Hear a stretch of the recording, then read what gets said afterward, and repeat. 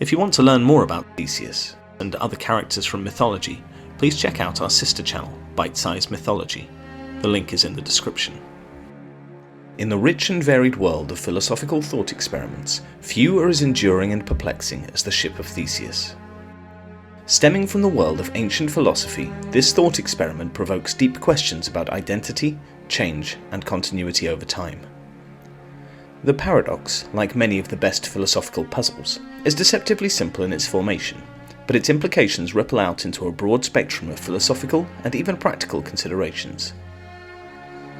The paradox itself was first outlined by Plutarch, an ancient historian, in his work Life of Theseus.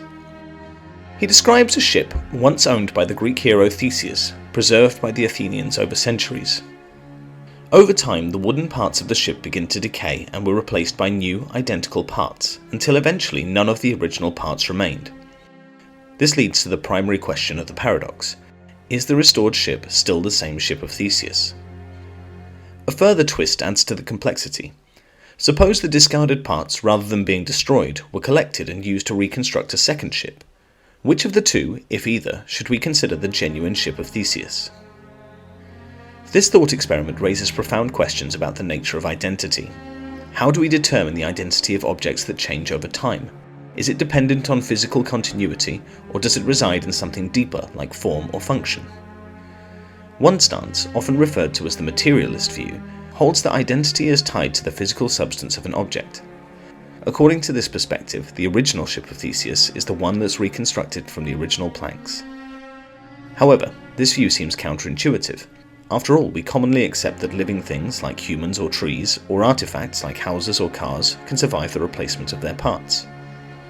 On the other hand, the formalist view posits that identity is grounded in an object's form or structure. Hence, the ship that retains the form of Theseus's ship, despite the replacement of all its parts, is the real Ship of Theseus. But what if the rebuilt ship also mirrors the original form?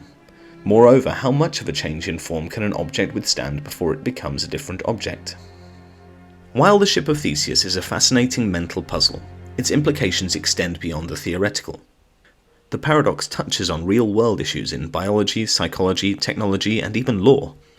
In biology, for instance, most of the cells in the human body are replaced over time. Despite this, we still consider ourselves the same person. Similarly, in psychology, people's beliefs, attitudes, and memories evolve, yet continuity of identity is preserved. How do we reconcile this with the Ship of Theseus problem?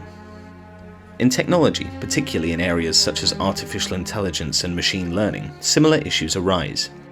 If an AI's programming changes and evolves, is it still the same AI? In law, the paradox influences questions about the identity of institutions and nations. If a country's population, territory, and government change entirely, is it still the same country?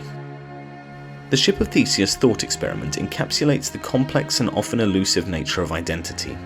Although no definitive solution exists, this enduring paradox offers valuable insights that continue to inform philosophical inquiry. By contemplating the Ship of Theseus, we are invited to navigate the turbulent seas of identity, change, and continuity, exploring the boundaries of our understanding and challenging our perceptions of the world. If you want to learn more about Theseus and other characters from mythology, please check out our sister channel, Bite-Sized Mythology. The link is in the description.